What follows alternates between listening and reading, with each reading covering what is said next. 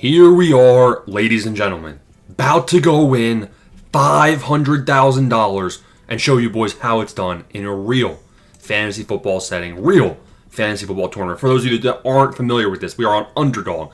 We are in a best ball, about to enter the Schnauzer 2. How does it work? You draft a full draft, and you're going to be deep, man. Looking at 18 rounds. The way it's structured, you're competing in a pool of 12 teams. You're one of the 12 teams. You have to be one of the top 2 teams through the first 14 weeks to advance to the second round. Next round, you get reseeded. 10 teams, 1 advances. Another week, 10 teams, 1 advances to a 310-seat final. And if you make it to that 310-seat final, look at the prizes you can win. That is how you can potentially turn $3 entry into $200, making it to the final week and then placing, top 67%. But we ain't coming for that. We're going for the number one prize of $100,000 to first place. So we're going to be drafting strategically to maximize not only the points in the first 12-team pool, but also the next 2 weeks of the playoffs. And then finally, of course, maximizing for week 17, where we need to be number one of 310 people. Let's enter this bad boy. Let's get this thing started.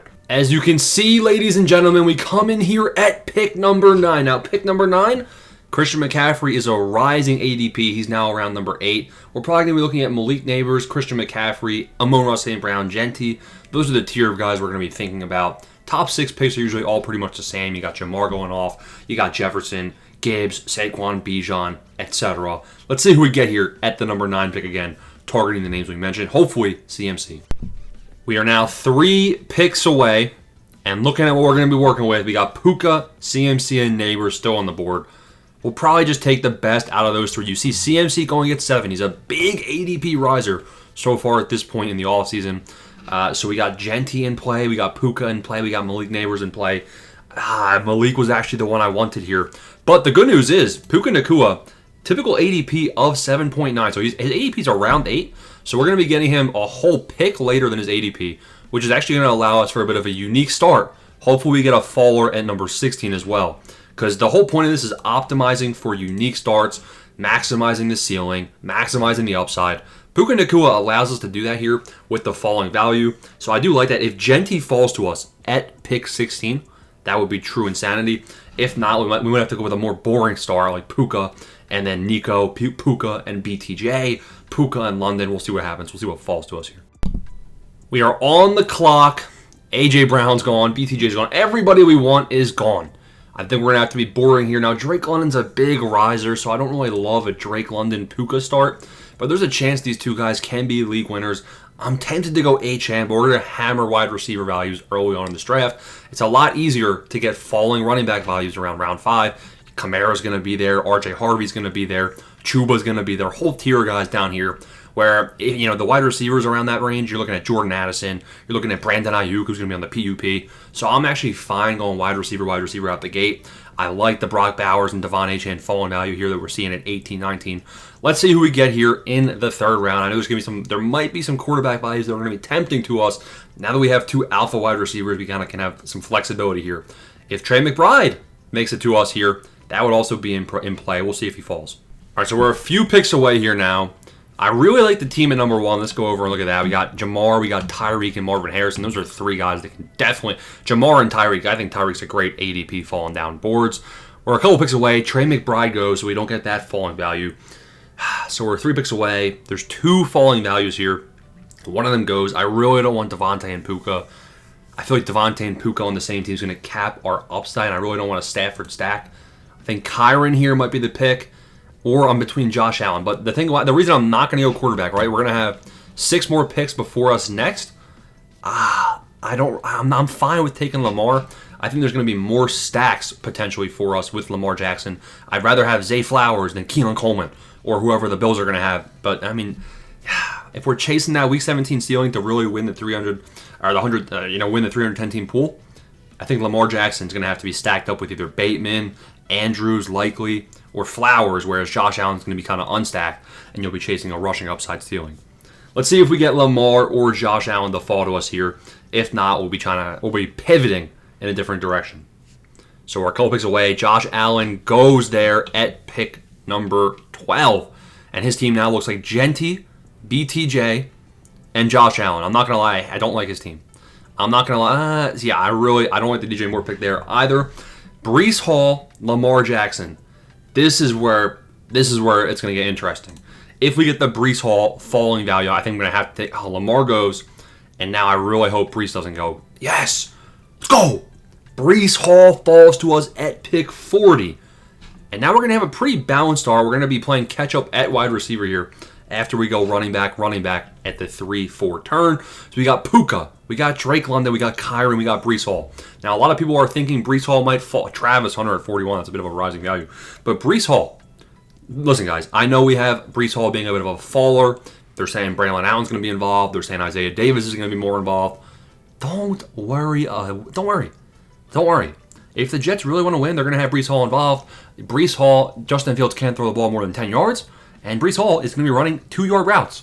So I think there's going to be a lot of dump-offs in that Jets backfield, and I think that it's going to be a run-first offense with Fields, yes, but also if you have Justin Fields, take a look at what he did with the who was it? Take a look at the Ravens. The Ravens always have a lead rusher from their backfield. Why? Because they're facing the linebackers are back on their feet. You have a quarterback that can pull and run. It really helps the running back out. So Breece Hall is going to be just fine this season, and that's what we're betting on here at the 3-4 turn. All right, so looking at what we're seeing here, we're 3 picks away, really. I really hope Calvin Ridley falls to us. Why? There's a lot of those running back values falling to us, but now that we already have our 3 running backs here, or we already have 2 running backs, the third would just be a flex play. So we hope to see running back off the board. Calvin Ridley can be a true wide receiver 1 on this team. If we get Ridley here, I'm going to be really excited about this start. You can see we also have Waddle in play. I'm not as big of a fan of Jalen Waddle. I just think there's injury concerns all over the Dolphins offense with Tua, with Waddle, with Tyreek. Waddle or Calvin Ridley is the question. You see Jalen Waddle, 700 yards last year, couple 1,000-yard seasons. You see Calvin Ridley, 1,000, and now he's got a good quarterback for the first time in a while. I'm going to reach a little bit on Calvin Ridley here, but I'm liking the upside of this team. We have 3 good receivers, Puka, London. Nice start to the running back room, and then we got Calvin. So this team truly is balanced. I'm going to be seeing if we can potentially get a falling value here. I mean, I don't really want to take an unstacked Burrow. He usually goes in this range down here to the T. Higgins, Jamar Chase team. I think we're going to have to reach on a running back again. Like, we either reach on a wide receiver that's dusty. That's what I was talking about the teardrop off of wide receiver. Like, do I want Juwan Jennings? No. Do I want Addison? No. Would I rather have Travion Henderson? Yes. So now we're on the clock again. We see Joe Burrow falling, but we don't have any Bengal stacks. We don't want Jordan Addison. Looks like he's going to be spending 3 games. Travion Henderson, ADP of 65. We see him here at 64. And our running back room is going to be looking pretty dang solid after taking this one. We could go Olave and just kind of better our wide receiver room, but we're going to be chasing wide receivers a little bit later in this draft. So at running back, it's time to relax. Our running back room, Kyron, Breece Hall, Travion Henderson, 3 wide receivers. Now we're going to be chasing wide receivers, quarterbacks, tight ends in the up-and-coming rounds. Mahomes at 65. That is a reach right there. He doesn't even have any stacks for the Chiefs, guys, right there. Don't like that pick at all. Dude, these teams at 1 and 2 are mad. Look at this. Joe Burrow goes at 69. The T. Higgins team sits here at 2. The Jamar Chase team sits here at 1. So these 2 teams get sniped 1 and 3 by the Chase Brown team. Joe Burrow, Chase Brown stack. You don't see that often. We're 3 picks away. I love the Laporta pick. I love the DeAndre Swift pick right here. Again, not many receivers I'm excited about, but I would much rather have Caleb Johnson. I'd much rather have Tony Pollard. After that, I'm debating reaching on Hawkinson. You can see we don't have any teams right here with tight end after us. So I feel like if we don't take Hawkinson, we're not going to be able to get him on the way back around. But, oh man, I was thinking about taking Diggs too. How do we not take another running back is the question, right? Like, I really don't know what to do. Jaden Reed's dusty. I really don't want Jaden Reed, but we're behind on receivers. We could go Josh Downs. If we're going Josh Downs, I think we'll be back. I'm going Hawkinson. And the reason why I'm fine reaching, right? We don't need a running back. We don't need a running back here. We already have a solid group of 3 guys. We're heavily invested in that position. We need receivers. Now, looking at the receivers available, Jaden Reed, he's dusty. Packers room, it's already way too competitive. Ayuk's going to be on the PUP. Darnell Mooney is trash. Josh Downs, I really want to get here on the way back, But if we don't get Josh Downs on the way back, it's not the end of the world. It's comparable in my eyes to take Kupp. Egbuka has a high prospect profile. What if Godwin or Evans misses time? And then we could take Pittman in the worst case here if we have him falling down our board. We only need Josh Downs to make it through 5 picks. And we'll see what happens here with 2 receivers ahead of him. Oh my God, I'm pretty sure that guy just autoed Josh Downs. I think we just got sniped on Josh Downs by an auto pick. I'm not taking Ayuk. I don't want Mooney. I really wish I should have went Egbuka and then got Baker unstacked. We're not getting Baker on the way back around, so this limits our stacking options. But if we go Mooney, we're going Mooney. I don't like Mooney, but now that we don't have quarterback, right? If we go Egbuka, we know we're not getting Baker. If we go Mooney here, we have a couple of stacking options. We got the J.J. McCarthy stack in play with Hawkinson, which is why I went Hawkinson there, secured that. Now we got the Mooney and Penix stacking option as well. I almost called Penix a rookie. I'm going to call him a rookie anyway. Basically 2 rookies. And they can be league winners for their value, right? So we're going to be chasing those quarterbacks later in the draft. Our wide receiver room, it's starting to take a hit. Thank God. Baker Mayfield finally goes off the board. I was sitting here worrying that Baker Mayfield was going to make it back to us, and I would have felt real bad about not taking Egbuka. I'm hoping we get an unstacked Fields here for the rushing upside. Technically, Fields, and there it is. We are going to have a stacked Fields because we do have Breece Hall. So Fields is going to be our pick here. Let's take some time and think about what we're going to be taking on the way back around. So we're going to have Fields as our first quarterback on the board. I'm going to like that. We're going to be having him as the rushing upside. And that allows us to maybe do 2 or 3 quarterback build here. Maybe we reach on Drake May on the way back around. Or, depending on what falling values we see here at wide receiver, we could also go receiver. Running back, we're going to chill out. And we're going to be going either QB or wide receiver on the way back around. All right, we're a few picks away. We don't have any Bears stacks. We don't have any Cowboys or Patriots stacks here. I'm not excited about Scatabo. We already have 1 rookie in Henderson. I guess we could take a falling value of Scatabo and say Travion or Scatabo, one of them's going to hit, and we have a nice, solid 3RB group. But I think we got to go with the wide receiver here of Luther Burden if he falls. Again, I'm not too excited about Luther Burden just because you have DJ Moore ahead of him. He's going to be the alpha. You got Colston Loveland, top 10 draft pick. You got Rome Odunze, but I think Rome Odunze's trash. So I'm actually fine going ahead right here and taking Luther Burden. We could go crazy and take an unstacked Caleb, maybe chase Colston Loveland as a tight end 2 later in the draft. But Caleb Williams was trash in year 1. I think he's highly overrated. But, we'll see I think this year is going to be a big bounce back for Caleb Williams or a big improvement. I think he's got, a solid Tyler Warren at 113. Big ADP reach on Tyler Warren. I'm not going to fault him for it because I think the tight ends of Warren and Loveland are both great values late here in the draft. Would I rather have Warren or would I rather have Najee? I'd rather have Warren. So, and this is what I was talking about, guys. So, looking at this team right here, we got CD, we got McMillan, we got Olave, Golden, Egbuka, decent wide receiver room. We got Kyler unstacked, it looks like. Running back, Devon Achane, Kenneth Walker. Kenneth Walker's going to be hurt, and then he has Najee as his 3rd running back. That's why I don't really like that build. I like our build here. We feel a bit more balanced going running back on the 3-4 turn. And our team is looking solid right now through the first 10 rounds. We're 4 picks away here, and we're in a bit of a conundrum. On our next pick, I'm thinking either Loveland or J.J. McCarthy. J.J. McCarthy would be great for our Hawkinson stack. The teams on the other end of us, they have the Vikings running backs. They have Jordan Mason, they have Aaron Jones. I'm scared that the Aaron Jones team might take our J.J. McCarthy stack if we don't take him here. But I know Loveland's not going to make it back around. This is a tough scenario.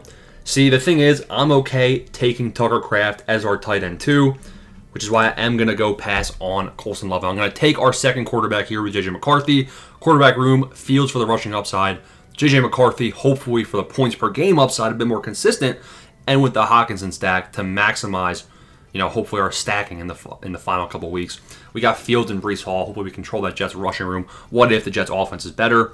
Happy taking J.J. McCarthy and letting this bum to the right of us take Ray Davis. This bum over here take Tyjae Spears. We'll see if we get Loveland on the way back around. Either way, we're going to be going with either Kraft or Loveland, it looks like, coming right here on the way back around. Kraft goes and Njoku goes. Holy, the run on tight ends has begun. Now all we need is Jordan. This team has no tight end. Oh no, it's going to happen. It's going to happen. Who are Dobbins is trash. Jack Bash is, please. Oh, and that's how you win $100,000 in a fantasy. A little bit of luck. A little bit of luck, a little bit of strategy. Loveland and Hawkinson. And I'm loving our tight end room. Wide receiver, we got Puka, Drake London, Ridley, Darnell Mooney, Luther Burden. So we're going to be chasing wide receivers for sure with only 5 of them. And we got Luther Burden, who's a rookie, and we got Darnell Mooney, who's kind of trash.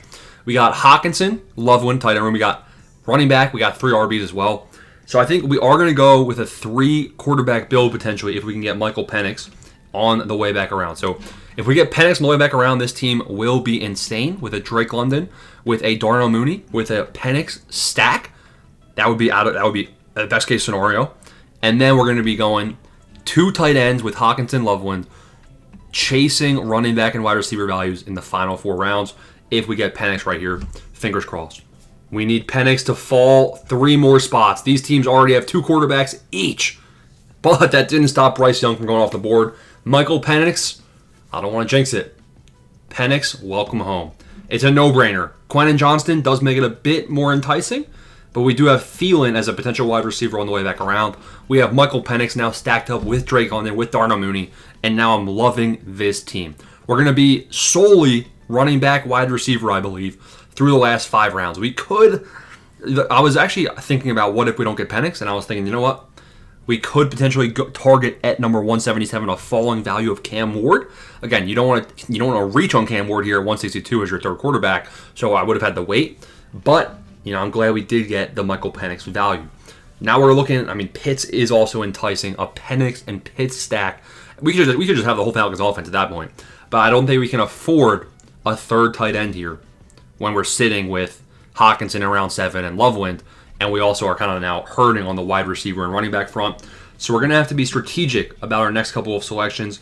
I'm really not loving the running back values I'm seeing here later in the draft. Wide receiver, we'll see what we can get. We're 2 picks away, 1 pick away. I'm thinking Romeo Doubs. Romeo Doubs is probably going to be the name I'm looking for here. Not a big fan of McMillan. I know he had an amazing rookie season in terms of touchdowns with 8 of them. Leggett, 497 yards, 4 touchdowns, impressing at camp 8 months ago. We all know how that turned out. You ain't going to fool me. Romeo Doubs, guys, Watson's going to be out. So Romeo Doubs will be the wide receiver 3. And he did have 600 receiving yards. He did have 8 touchdowns 2 years ago. If we see some positive touchdown regression, I know it's called regression. It should be progression. I don't know why it is. But Romeo Doubs has a chance to be a solid value here. We see Dante Thornton Jr. and Isaac Tesla going round 13, round 14, when both of these guys usually are undrafted. Now, I'm not sure what this guy is cooking up. I don't know what he's thinking here. The rest of his team is a pretty normal build. Does he have Jared Goff, or does he have, maybe he's targeting the Raiders' Geno Smith later? That is wild from this guy in round 13, 14. Hopefully this draft counts. We'll see.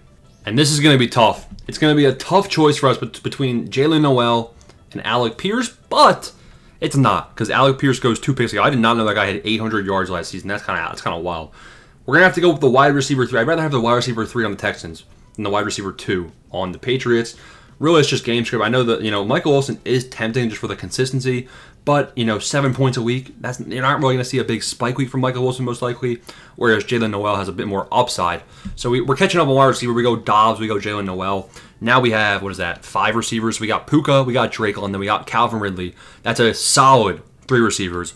We got Mooney stacked with Penix, that's 4. We got Burden, that's 5. We got Dobbs and Noel, that's 7. And we only have 3 running backs. So I think we have 3 more rounds left. We could potentially be at a 7 wide receiver build, or we'd probably go 8 wide receivers and 5 running backs. We'll have to see the running back values we get here. I'll probably go Justice Hill. I think Justice Hill can have some spike weeks. Now, Keaton Mitchell coming back to that Ravens backfield does worry me a little bit. I'm actually tempted to go Giddens over Justice Hill and say, what if we get a Jonathan Taylor injury and this team just smashes it out of the park? We are going to see Demario Douglas fall, Michael Wilson fall to us, and we could just wrap it up at wide receiver right here, but we're not going to get any running back values we like later on. We could get Kareem Hunt and say, all right, Kareem Hunt's going to be solid. We could get Jerome Ford. I don't really know what to do here. I don't want to pass on these receivers. We're gonna go with DJ Giddens. Not my favorite pick of the draft, but we are kind of just trying to balance out this roster and really say, all right, we want to win the most amount of money. We have 3 running backs. We're going to be starting 2 running backs every single week. Maybe one of them slots into the flex. We know Brees and Kyron are going to be solid running back options. But just to maximize the points we have, if we get a JT injury, if JT misses time, Giddens will step in and be the workhorse. He's a very good prospect profile. We're on the clock. I don't really know what to do here besides go Marshawn Lloyd. That might wrap up our running back room. I actually like that. Marshawn Lloyd, again, he was a third-round pick. Didn't play at all in 2024. And guess what? Third-round picks have a 50% hit rate on being successful for fantasy football and returning value. There was a huge run at wide receiver, which allows us to go Lloyd. I'm liking the balance of our team. Now our running back room has Kyron, Brees Hall, Henderson, Giddens, and Lloyd. Giddens and Lloyd are the two bums where what if they get injured? We're going to have already the upside at the beginning of the season with Kyron and Brees. Travion will be a bit more in the middle of the season because we'll be splitting snaps with Ramondre Stevenson. But Giddens and Lloyd, they're kind of our handcuff running backs. I don't know how we finish it out with our final pick here. I'm thinking we probably go with a jet stack for Fields. If we're chasing the Week 17 upside, Mason Taylor, I'm guessing he's probably gone, or is he not? Wow. I mean, Mason Taylor is still available, and we don't need a third tight end. We don't. But I think we have to. I don't think I've ever seen Mason Taylor go undrafted. And, man, oh man. I mean, guys, we're chasing the highest possible upside the final couple of weeks. We have Fields only stacked with Brees Hall. I hope our running back and our wide receiver room can handle it. We're going Mason Taylor. This guy's ADP is 185. We get him here at pick 208. I don't think I've ever seen that. Looking at our team, the final results of our first posted best ball draft. We got wide receiver. We'll wait. We'll wait to go through it until this draft concludes. I'll show you boys in a bit of a prettier format. At our final lineup, Justin Fields, J.J. McCarthy, Michael Penix at quarterback. We got RB, we got Kyron Williams, Brees Hall, Travion Henderson. 3 good running backs right there. Then we got Giddens and Lloyd. 5 RB room. Hopefully Giddens and Lloyd provide some value to help keep our kind of weakish running back room staying decent. Wide receiver, we got Puka, Drake London, Calvin Ridley. Those were our early investments. We got Mooney, Burden, Dobbs, Noel. 7 wide receivers. Tight end, we have Hawkinson, Loveland, and Taylor. We have Taylor packed up with Fields. We have Brees Hall paired up with Fields. We got Hawkinson paired up with J.J. McCarthy. And then we have a bunch of Falcon stacks. We have the Falcons wide receiver room. We have Penix, and we have Mooney, and we have Drake London.